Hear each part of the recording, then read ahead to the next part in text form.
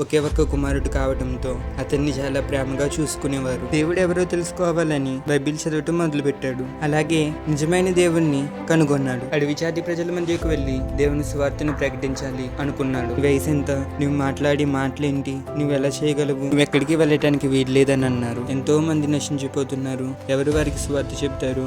రాత్రికి రాత్రే తాను దాచుకున్న కొన్ని డబ్బులతో విమానం ఎక్కి ఇంటికి వెళ్ళాడు. మధ్యాహ్నం కూడా కొంచెం కూడా వెలుతురు లేకుండా దట్టమైన చెట్లతో నిండి ఉంటుంది. బాణాలు, ఈటెలు, బెల్లేలు తీసుకుని వచ్చి చంపేద్దామా? బ్రూస్ వాల్సన్ ఒక గొప్ప American missionary. Bruce Olson 1941 November 10న మిన్నెసోటా అనే ప్రాంతంలో జన్మించాడు. ఈయన తల్లిదండ్రులు పేరుకి మాత్రమే క్రైస్తవులుగా ఉండేవారు. వారికి బ్రూస్ వాల్సన్ ఒకే ఒక్క కుమారుడు కావడంతో అతన్ని చాలా ప్రేమగా చూసుకునేవారు. చిన్ననాటి నుండి చాలా బాగా చదువుకునేవాడు. దేవునిలో ముందుకు కొనసాగుతూ ఉండేవాడు. దేవుడు ఎవరో తెలుసుకోవాలని బైబిల్ చదవటం మొదలుపెట్టాడు. అలాగే నిజమైన దేవుణ్ణి కనుగొన్నాడు. తను 14వ ఏట బైబిల్ చదువుతున్నప్పుడు, మీరు సర్వలోకానికి వెళ్లి సర్వ సృష్టికి సువార్తను ప్రకటించండి అన్న వాక్యం ద్వారా దేవుడు అతన్ని ప్రేరేపించాడు. అడవి జాతి ప్రజల మధ్యకు వెళ్లి దేవుని సువార్తను ప్రకటించాలి అనుకున్నాడు. ఈ విషయాలను తన స్నేహితులకు, తన తల్లిదండ్రులకు, తన సంఘానికి చెప్పినప్పుడు, నీ వయసు ఎంత, నువ్వు మాట్లాడి మాటలేంటి, నువ్వు ఎలా చేయగలవు అని నిరాశపరిచారు. 2 సంవత్సరాల తర్వాత మళ్ళీ తల్లిదండ్రులను అడిగితే, ఒక్కగానొక్క కొడుకువి, నువ్వు వెళ్తే మా పరిస్థితి ఏంటి, మమ్మల్ని ఎవరు చూసుకుంటారు, నువ్వెక్కడికి వెళ్ళటానికి వీల్లేదని అన్నారు. ఆ సమయంలోనే సంగీత వాయిద్యాలు వాయించటం నేర్చుకున్నాడు. కొంత వైద్యాన్ని కూడా నేర్చుకున్నాడు. ఒక సభలో దేవుని సేవకుడు వాక్యం చెబుతూ, కోత విస్తారంగా ఉంది, ఎంతకాలం వేచి ఉంటావు, నశించిపోతున్న వారు ఎందరో ఉన్నారు, నువ్వు ఇలానే ఉంటావా, ఆలస్యం ఎందుకు చేస్తున్నావు, ముందుకు అడుగేయ్ అని దైవజనుడు మాట్లాడినప్పుడు, నేను ఇంకా ఆగకూడదు, తల్లిదండ్రుల కోసం ఆలోచిస్తూ ఉంటే ఆ ప్రాంతంలో ఎంతో మంది నశించిపోతున్నారు, ఎవరు వారికి సువార్త చెబుతారు అని అనుకున్నాడు.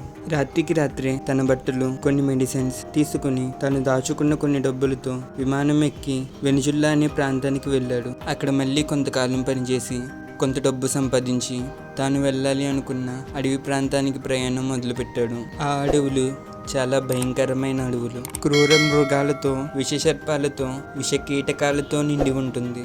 మిట్ట మధ్యాహ్నం కూడా కొంచెం కూడా వెలుతురు లేకుండా దట్టమైన చెట్లతో నిండి ఉంటుంది. అదంతా చూసి కొంచెం భయమేసిన, నా దేవుని కోసం నేను ఆగకూడదు, ముందుకే సాగాలి అని ముందుకే ప్రయాణం చేశాడు. ఎటు వెళ్ళాలో, తాను కలవాలనుకుంటున్న ప్రజలు ఎటువైపున ఉన్నారో బ్రూస్ వాల్సన్కి తెలియదు.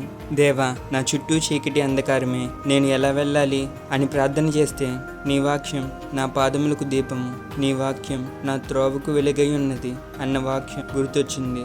అలాగే కళ్ళు మూసుకుని ప్రార్థన చేస్తూ ముందుకు సాగాడు. కొంత సమయానికి అలసి రాత్రయిందేమో అని కొన్ని చెట్ల ఆకులు పోగు చేసుకుని వాటిపై పడుకున్నాడు.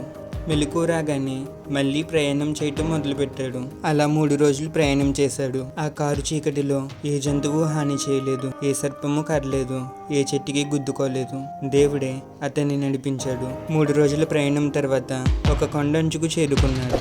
దూరంగా కొన్ని గుడిసెలు, ఒక చిన్న గ్రామం కనిపించింది. దేవా, నేనే ప్రాంతానికి వెళ్ళాలనుకున్నాను, ఆ ప్రాంతానికే, ఆ మనుషుల దగ్గరికి నన్ను నడిపించావా అని చాలా సంతోషపడ్డాడు. కారు చీకటిలో నాకు ఏ అపాయము కలగకుండా రక్షించావు అని కృతజ్ఞతలు చెల్లించాడు. కొండ శిఖరం నుండి పరుగులు తీస్తూ అక్కడికి వెళ్ళేసరికి అక్కడ నుండి కొంతమంది ముసలోళ్ళు, కొంతమంది స్త్రీలు బాణాలు, ఈటెలు, బెల్లేలు తీసుకుని వచ్చి వింతగా చంపేద్దామా అని అతన్ని చూస్తున్నారు. ఏ భాషలో మాట్లాడాలో, ఎలా మాట్లాడాలో తెలియక తన దగ్గర ఉన్న ఫ్లూట్ తీసుకుని తాను నేర్చుకున్న సంగీతాన్ని ప్లే చేస్తే, వాళ్ళలో ఒకడు తన గుడిసెలో నుంచి తన ఫ్లూట్ తీసుకుని వచ్చి ప్లే చేయడం మొదలుపెట్టాడు. ఇతను ఒక మ్యూజిక్ ప్లే చేస్తే దానికి సమాధానంగా ఇంకొక మ్యూజిక్ ప్లే చేసేవాడు. అలా 6 గంటలు ప్లే చేసిన తర్వాత బ్రూస్ వాల్సన్ ప్లే చేసే విధానం వాళ్ళకి నచ్చి వాళ్ళతో తీసుకువెళ్ళి ఒక గుడిసెలో ఉంచి ఆహారాన్ని ఇచ్చారు. కానీ అక్కడ వారి తెగ నాయకుడు యవనస్తులు లేరు. వారందరూ వేటకి వెళ్లారు. తర్వాత రోజు ఉదయాన్నే వారి తెగ నాయకుడు వచ్చాడు. ఉదయాన్నే బ్రూస్ వాల్సన్ లేచేసరికి గందరగోళంగా పెద్ద పెద్ద కేకలు వినబడుతున్నాయి. తెగ నాయకుడు, వీటిని ఎవరు రానిచ్చారు, ఎవరు ఉండమన్నారు అని అరుస్తున్నాడు. వెంటనే విని చంపేయండి అన్నాడు. వాల్సన్ ఉదయాన్నే లేచి చూస్తున్నప్పుడు, అమ్మో, నన్నేదో చేయబోతున్నారు అని భయంతో వాళ్ళని చూస్తూ ఉన్నాడు. ఆ తెగలో ఫ్లూట్ ప్లే చేసిన వ్యక్తి ఇతన్ని చంపడానికి నేను ఒప్పుకోను అని ఎదురు తిరిగితే పెద్ద గొడవ జరిగింది. చంపొద్దులే, ఈ ప్రాంతం నుంచి వెళ్ళగొట్టాలి అని నిశ్చయించుకున్నారు. అలానే బయటకు పంపేస్తున్న సమయంలో ఫ్లూట్ వాయించిన అతను ఒకసారి మా ఇంటికి వచ్చి వెళ్ళు అంటే బ్రూస్ వోల్సన్ వెళ్ళి చూసినప్పుడు 4 ఆడపిల్లలు జ్వరంతో బాధపడుతూ ఉన్నారు. తన దగ్గరున్న మందులు వేసి ప్రార్థన చేస్తే అరగంటలోనే వాళ్లకు ఆరోగ్యం వచ్చింది. చక్కగా లేచి నిలబడ్డారు. అది చూసిన ఆ తెగవారు ఆశ్చర్యపడ్డారు. అతని దగ్గర ఏవో శక్తులు ఉన్నాయి, బాగోలేని వారిని బాగు చేస్తున్నాడు, మంచి పనులు చేస్తున్నాడని. అక్కడే అతనికి ఒక ఇల్లిచ్చి ఉండనిచ్చారు.